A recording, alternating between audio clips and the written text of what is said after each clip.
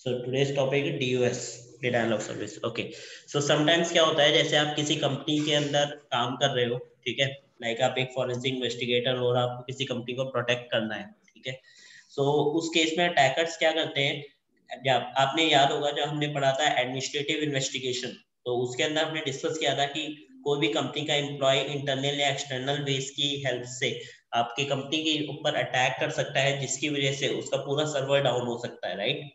तो अगर ऐसा कोई भी अटैक होता है तो उसको प्रोटेक्शन कैसे दी जाती है, ये भी एक फॉरेंसिक इन्वेस्टिगेटर में आ सकता है, वो करता है, प्रोटेक्शन प्रोवाइड करता है एडमिनिस्ट्रेटिव की तरफ से इन्वेस्टिगेशन में, कंपनी प्रोटेक्शन के बेस पर वर्क करता है। बट उससे पहले आपको ये पता होना चाहिए कि denial of service attack basically किस तरीके से कर सकते हैं, ठीक है।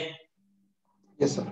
तो हम दोनों चीजें कवर करेंगे, प्रोटेक्शन पार्ट भी कवर करेंगे, बट उससे पहले हम ये देखेंगे कि डिनायल ऑफ सर्विस अटैक को करते कैसे हैं, प्लस उसे आइडेंटिफाई कैसे किया जा सकता है नेटवर्क एनालिसिस की हेल्प से, ठीक है।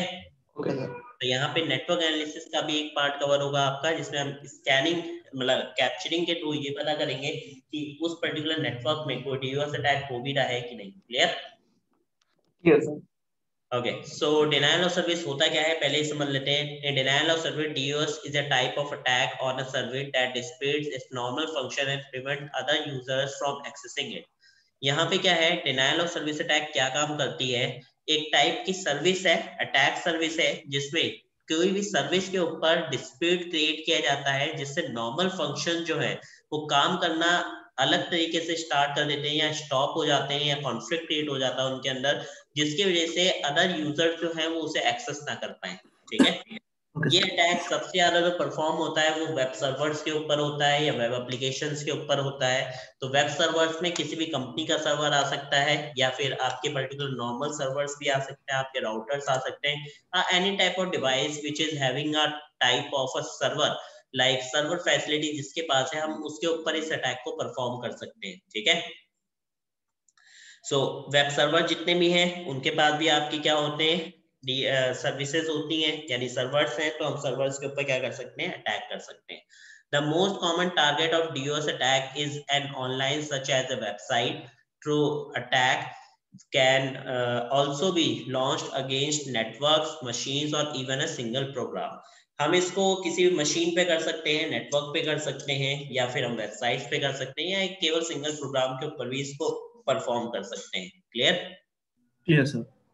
तो उसके लिए एक छोटी सी वीडियो है, लेट्स सी द वीडियो। ये क्लाउड फेयर की तरफ से हमें मिली है वीडियो, तो क्लाउड फेयर की इस वीडियो को देखते हैं तो we can understand very easily कि इस अटैक को किस तरीके से यहाँ पे परफॉर्म किया जा रहा है। Okay sir.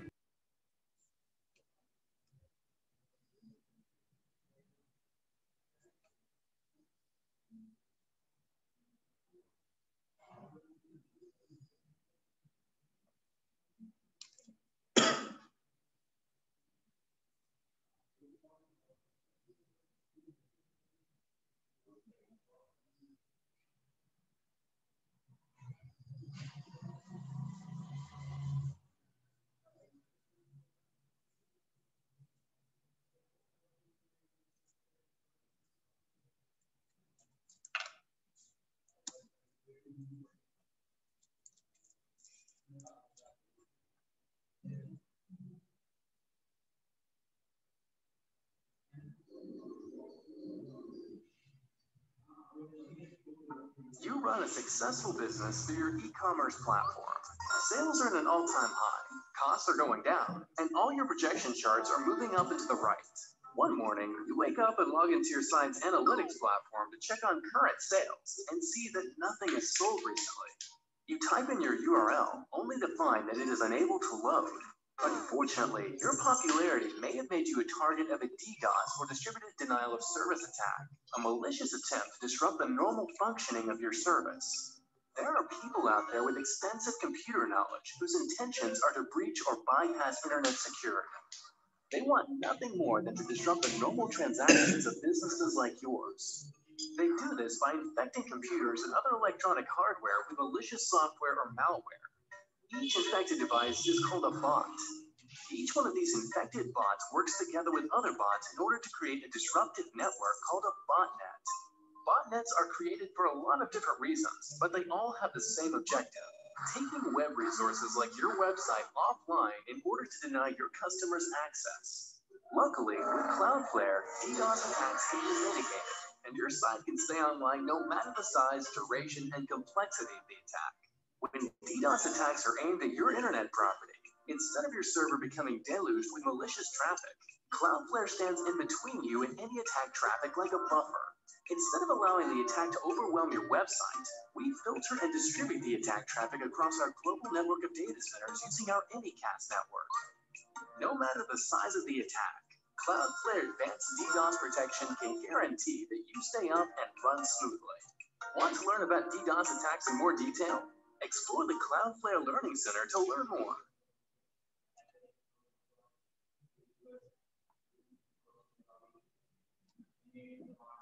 समझ में आया? Yes sir. बढ़िया। अब उसके बाद क्या होता है? प्रोपगेशंस ऑफ मैलिशियस कोड्स। प्रोपगेशंस क्या होते हैं? Basically that is the publicity, किस तरीके से आप उनको परफॉर्म कर सकते हो। These are basically there are three most commonly methods which is used for the malicious code propagation methods.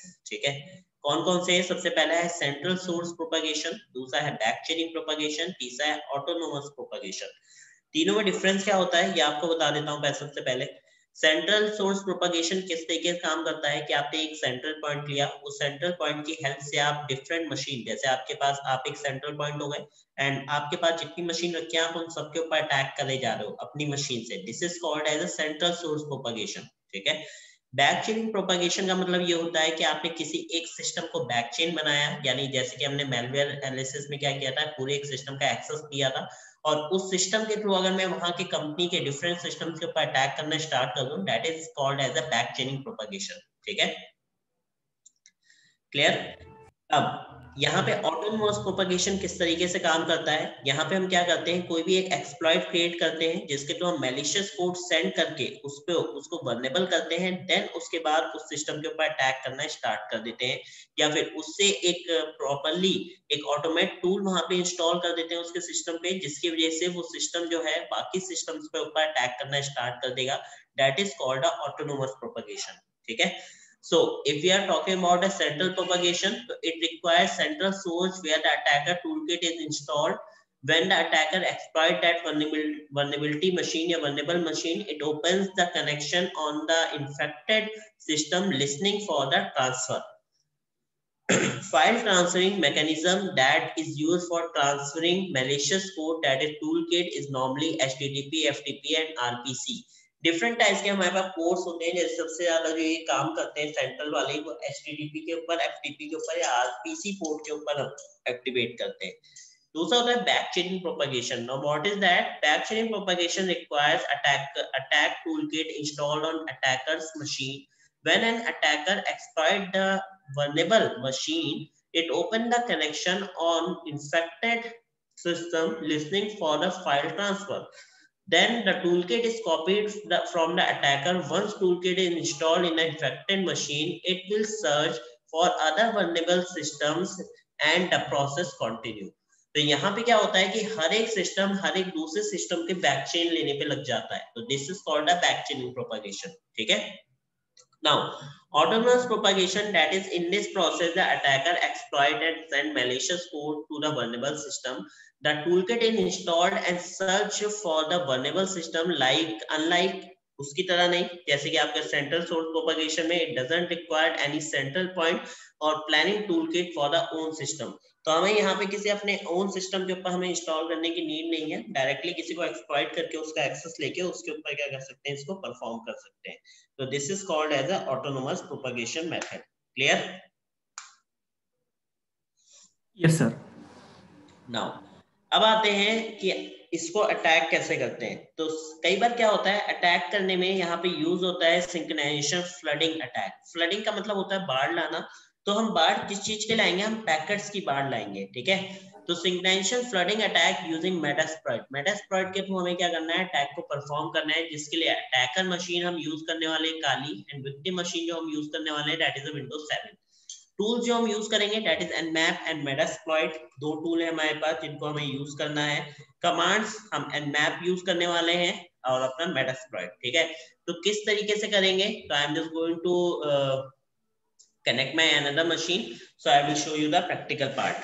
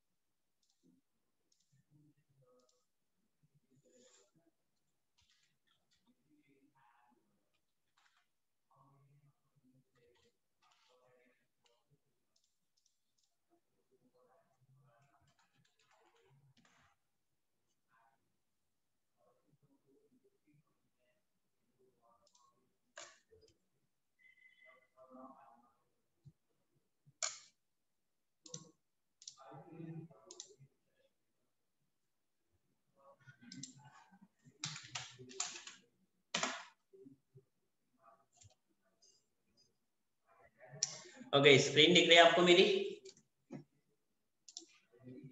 Yes sir, yes sir. ये मेरी विंडोज 7 मशीन है, इसको स्टार्ट कर देते हैं।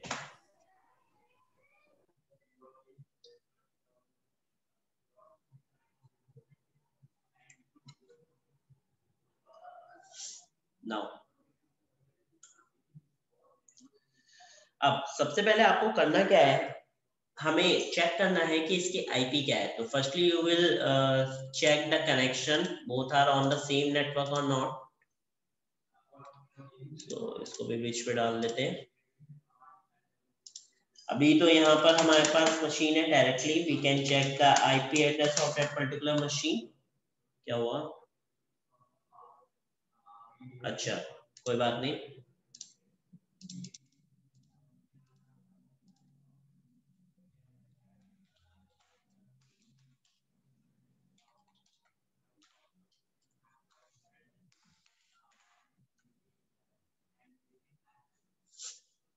यहाँ पर जो आईपी मिल रही है दैट इज 1.58, किसकी है? VMware की, जो अभी मैंने मशीन को स्टार्ट किया है, ठीक है। नाउ अब हम क्या करेंगे, यहाँ पे सबसे पहले यूज करेंगे nmap का। nmap के साथ हम यहाँ पे आईपी दे देते हैं 192.168.1.50, क्या है 58, ग्रेट। फिर इसके स्कैन करने के लिए हम पर्टिकुलर किसी एक पोर्ट पे करेंगे। तो पोर्ट नंबर मैं यहाँ पे सिलेक्ट कर रहा हूँ and I am just going to select the port number that is -P के साथ मैं पोर्ट नंबर दे देता हूँ यहाँ पे 21। सो पहले आप चेक करो ये पोर्ट वहां पे अवेलेबल है, क्लोज नहीं है। अगर फिल्टर्ड भी है तब भी हमारा काम चल जाएगा, बट क्लोज नहीं होना चाहिए। Now let's check.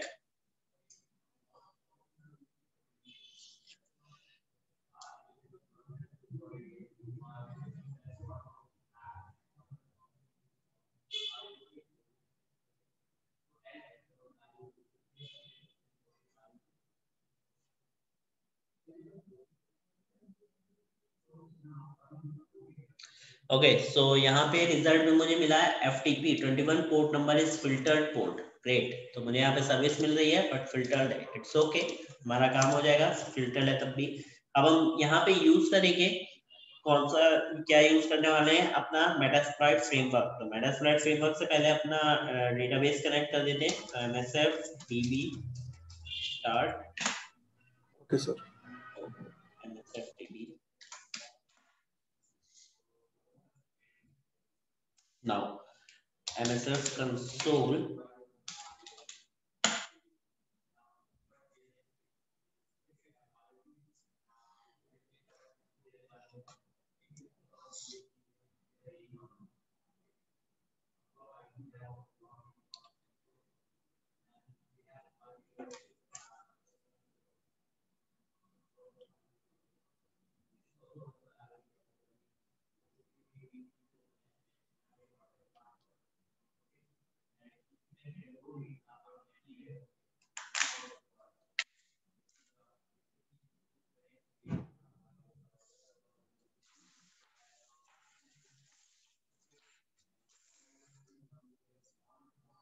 जब आपका मेटास्प्लॉइट ओपन हो जाए, उसके बाद आपको क्या करना है, now just search the synchronization flooding packets. ठीक है, तो हम यहाँ पे क्या करेंगे, सिंक्रोनाइजेशन फ्लडिंग पैकेट्स को सर्च करेंगे।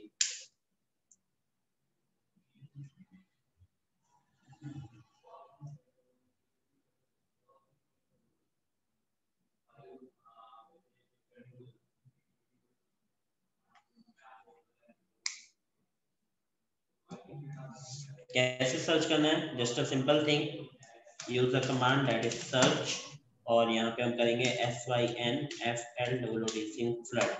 तो यहाँ पे मुझे मिल रहा है सिंक्रोनाइजेशन फ्लडिंग में ऑक्सिलरी एक है जिसमें DOS का TCP अवेलेबल है, तो we just use this auxiliary file. तो यूज ऑक्सिलरी, आप चाहो तो कॉपी कर लो यहाँ से, या नाम भी उसका नंबर्स भी यूज कर सकते हैं हम। I am just going to copy it and paste it here. So यहाँ पे ऑक्सिलरी सेट हो गई। Now just show options. Options में आपको यहाँ पे 2-3 चीजें सेट करनी होती हैं। कौन कौन सी चीजें, सबसे पहले इंटरफेस रिक्वायर्ड नहीं है, आप ETF0 या फिर अपने WLAN इंटरफेसेस को यहाँ पे सिलेक्ट कर सकते हो, जैसा भी आप चाहो।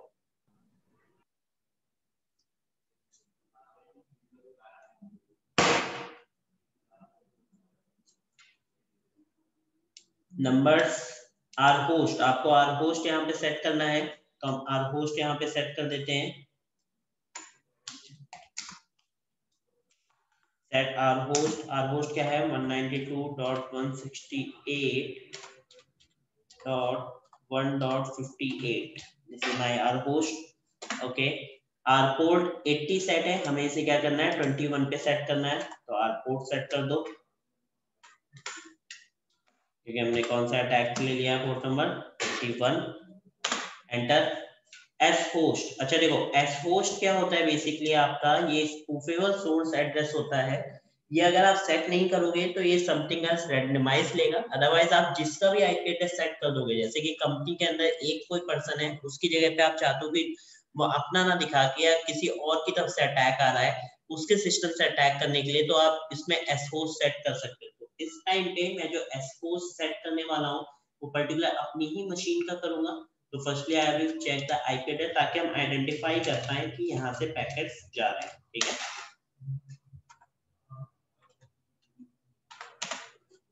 1.53, तो मैं यहाँ पे सेट कर देता हूँ, set S host 192.168.1.53। Now press enter. Okay, timed out जो है वो आप टाइम्ड आउट बढ़ा सकते हो यहाँ से, अभी 500 है तो मैं इनको बढ़ा सकता हूँ, सेट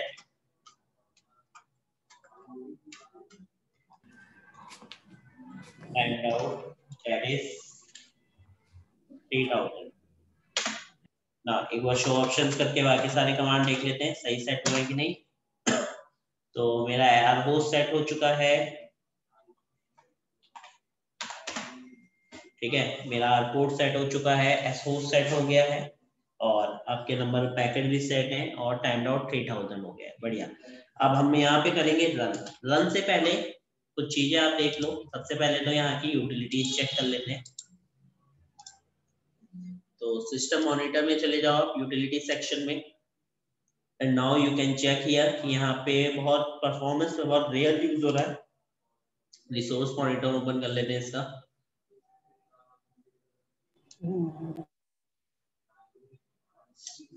रिसोर्स मॉनिटर में आप देखोगे तो डिस्क के अंदर यूजर्स हो रहे हैं, नेटवर्क के अंदर यूजर्स हो रहे हैं, इट्स अ मिनिमल यूजर्स, है ना।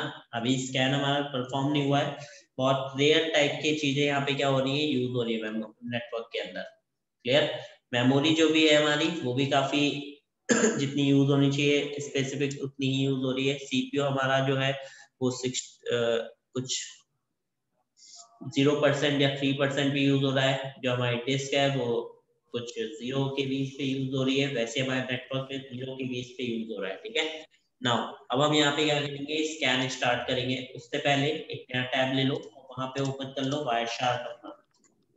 ये आपका नेटवर्क एनालिसिस वाला पार्ट है, ध्यान रखो आप, जिसकी हेल्प से हम क्या करेंगे, पैकेट को चेक करेंगे कि यहाँ पे इन्वेस्टिगेशन में कोई भी पैकेट जा रहे हैं या नहीं जा रहे हैं। ठीक है,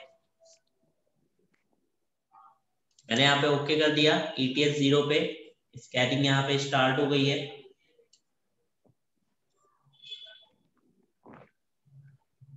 नंबर ऑफ पैकेट ने कैप्चर करने स्टार्ट भी कर दिए। ओके, तो चलते हैं, सबसे पहले से बढ़ा लेते हैं। ओके, पैकेट आने लगे, ठीक है। अब यहाँ पे जाओ, जस्ट प्रेस द रन। मैंने रन किया, सिंक्रोनाइजेशन फ्लडिंग 21 पे स्टार्ट हो गई है। पीछे आ जाओ, पैकेट्स कैप्चर देखते हैं। तो now you can see here 53 के थ्रू पैकेट जा रहे हैं 58 पर, और कौन से किस पोर्ट पे जा रहे हैं, 21 पर, दिख रहे हैं यहाँ पे।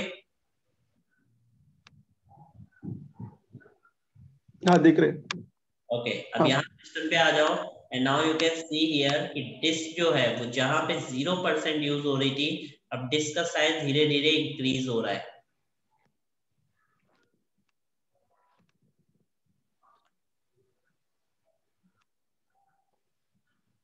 हो रहा है केबीज में इंक्रीज, हाँ सर, हो रहा है सर।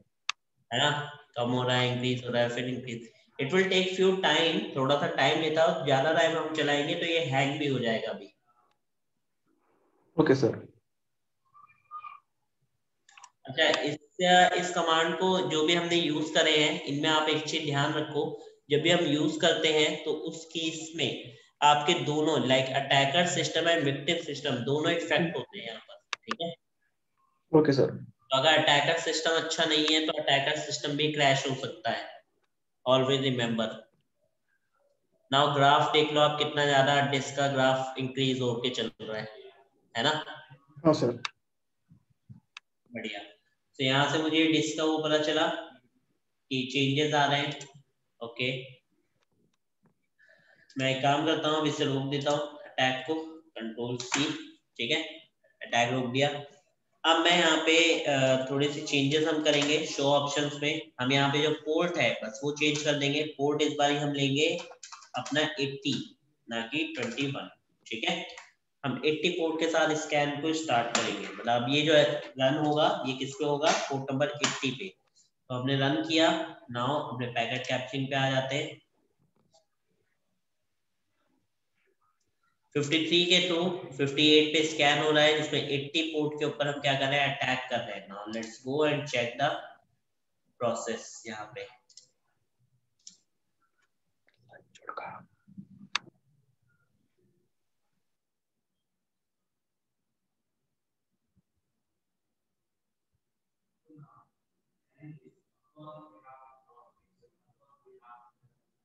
तो आप देख सकते हो जब हमने 21 को क्लोज किया था तो बीच में गैप आ गया यहाँ पे, है ना। ओके और सर। दोबारा स्टार्ट किया, वैसे ही इंक्रीज हो गया दोबारा से स्पेस।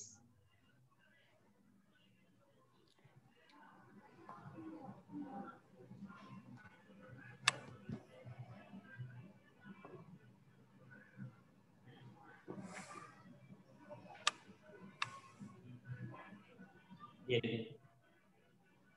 कितना ज्यादा ग्राफ में चेंजेस है।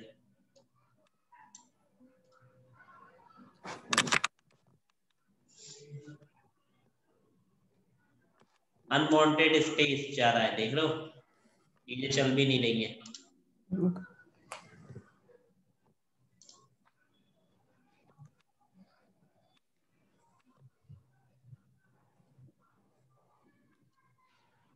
ये देखो, ग्राफ क्यों, ध्यान दो कितना चेंज हो रहा है ना। Okay sir, yes sir. मेरा सिस्टम भी जो है वो भी काफी तेज चलने लगा, फैन जो है वो साउंड कर रहा है। ओके, सो इस स्कैन को रोक देते हैं ऊपर, Ctrl+C। उसके बाद अब हम क्या करेंगे, हम इसके अंदर हमने जो चेंज किया था आईपी एड्रेस, ठीक है, हमने क्या दिया था, एस वाला दिया था, ये एस होस्ट को अब हम यहाँ से हटा देंगे। तो उसके लिए सबसे पहले बैक आ जाते हैं एंड ऑक्सिलरीज को दोबारा से यूज करते हैं।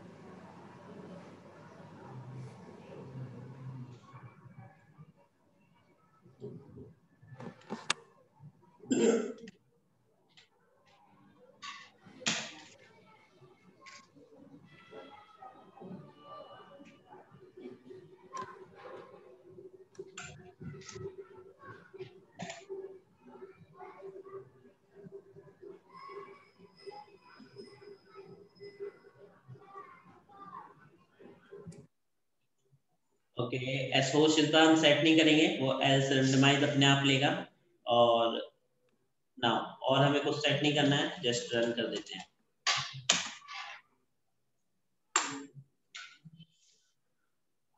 तो देखो अपने आप से आईपी उठा रहा है, 58 के ऊपर क्या कर रहा है, अटैक कर रहा है, और पोर्ट नंबर 21 पे ही जा रहे हैं सारे अटैक, ठीक है।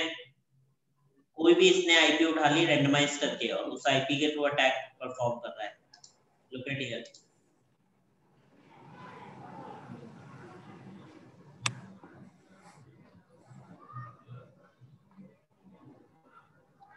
कितने नंबर ऑफ पैकेट्स जा रहे हैं ये भी देखो, नीचे दिखा रहा है। हाँ सर। है ना, वहां देख लो, ये देखो, इसकी हालत तो खराब हुई पड़ी है। बंद कर देते हैं, क्रैश नहीं बनाएंगे।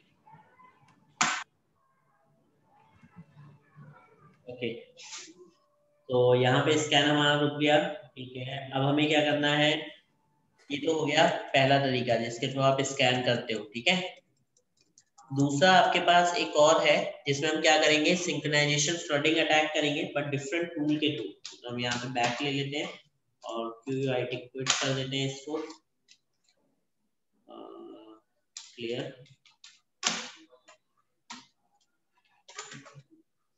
नाउ अब हमारे पास जो अटैक है, हमारे पास जो टूल है, दैट इज HPing 3 टूल। कौन सा टूल है, HPing 3 टूल। इसमें हम क्या करेंगे, फ्लडिंग अटैक करेंगे, बाढ़ लेके आएंगे पैकेट्स की। जब और मशीन हमारी वही रहेंगी, काली मशीन हमारी अटैकर मशीन है, एंड विक्टिम मशीन हमारी विंडोज 7 मशीन है। तो आप इसको उस पर भी कर सकते हो ट्राई, क्या कहते हैं, अपने राउटर्स के ऊपर भी, ठीक है। HPing 3 विक्टिम के आईपी एड्रेस, तो that is 192.168.1.58 space minus minus flood. Now press enter. तो ये काफी तेज काम करता है और ये GPU बेस्ड टूल है, ठीक है, ये चीज आप याद रखना। Okay sir, okay sir.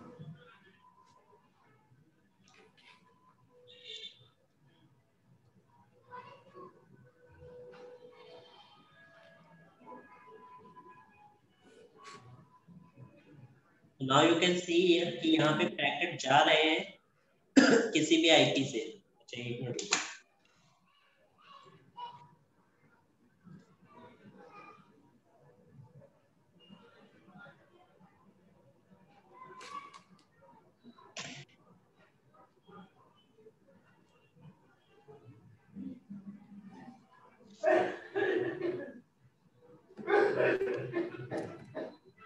ये देखो 53 के थ्रू पैकेट जा रहे हैं किस पे, 58 पे, ठीक है। कोई पोर्ट नंबर सेट नहीं है, ठीक है। अब वहां पे जाके अगर हम एक्टिविटीज देखेंगे तो कितनी कम हो गई थी एक्टिविटी। अब देखो इसमें क्या होता है, इसमें CPU के ऊपर भी इफेक्ट पड़ता है, ठीक है। और डिस्क जो केबीज में थी वो MBs में आ चुकी है, दिख रहा है। Yes sir. तो HPing 3 अटैक काफी इफेक्टिव अटैक है, काफी इफेक्टिव टूल है, जिसकी हेल्प से अगर कोई भी अटैकर अटैक करता है तो आपका सिस्टम काफी हद तक इफेक्ट करता है और उसमें काफी हद तक नुकसान हो सकता है, ठीक है। ठीक है सर। तो आई होप ये आपको समझ में आया होगा कि किस तरीके से करते हैं अटैकर्स, राइट। हाँ सर, समझ में आया सर। ठीक है, तो मैं अटैक को रोक देता हूँ उधर।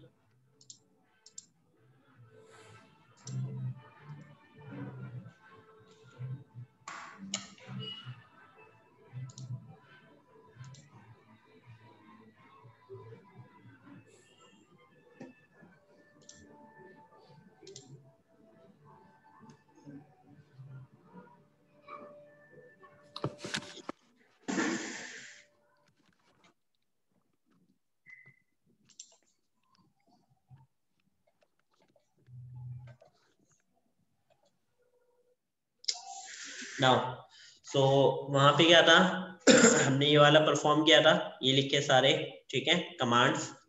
पैकेट कैप्चर के लिए हमने ग्राफ के थ्रू देखा भी, फिर हमने HPing 3 के थ्रू परफॉर्म किया। नाउ नेक्स्ट हमारे पास जो अटैक आता है that is a DDoS attack, distributed denial of service attack. A distributed denial of service attack, DDoS attack, is a malicious attempt. ये क्या है, next version of DDoS attack, ठीक है। तो यहाँ पे क्या है, attack is malicious attempt to dispute normal traffic of a targeted server, service or network by overwhelming the target or its surrounding infrastructure with the flood of internet traffic. DDoS attack achieve effectiveness by utilizing multiple compromised computer systems as source of the target traffic. यहाँ पे क्या होता है कि हम एक machine के through attack नहीं करते, यहाँ पे हम मशीन में बॉटनेट छोड़ देते हैं जिसकी वजह से मल्टीपल मशीन को इफेक्ट होता है और मल्टीपल मशीन एक नेटवर्क के ऊपर अटैक करना स्टार्ट कर देती है। तो this is called as a DDoS service, ठीक है। So now let's see the video so we will understand very easily. The first step in launching a distributed denial of service attack, or better known as a DDoS attack, is to recruit an army of bots. In order to turn a computer into a bot, attackers develop specialized malware, which they spread to as many vulnerable computers as possible. Malware can spread via compromised websites, email attachments, or through an organization's network. Many users tricked into running such malware will unintentionally turn their computer into a bot and provide an access point for attackers to their computer. Once a computer turns into a bot, it connects to the attacker's command and control servers, and it begins to accept orders from these centralized machines. The orders from the command and control servers include directions for launching an attack from the bot's malware to a particular target using selected attack methods.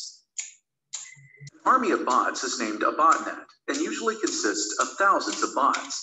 Anytime the botnet owners want to launch an attack, they send messages to their botnet's command and control servers with instructions to perform an attack on a particular target. Any infected machines in the botnet will comply by launching a coordinated, well-timed distributed attack known as a DDoS attack. Launching a large-scale DDoS attack is not a difficult task to carry out. One doesn't need to create its own botnet, as various pay-for-hire DDoS services are available. Anyone using such a service can launch a powerful DDoS attack on a target of their choice for anywhere from $5 to $200 per hour, depending on the attack size and duration. An average duration of a DDoS attack is about 24 hours. The motivations behind DDoS attacks can be financially driven, pursuit of crippling a business competitor, hacktivism, political, or even just for fun. No one, however, should doubt the potential cost of a successful attack. The business impact of a DDoS attack is substantial and can involve financial losses, reputation damage, customer agitation, and legal repercussions. Want to know how to protect your online business from DDoS attacks? Contact Radware today.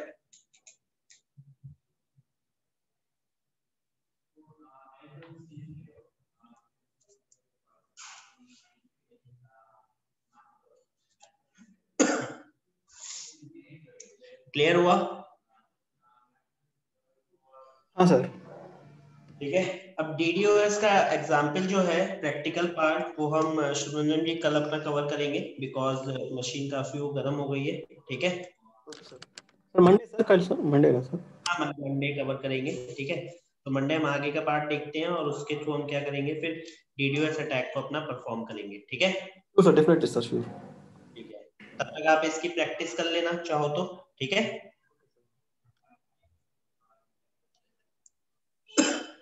Okay, so we will continue at Monday. Bye bye. Bye sir.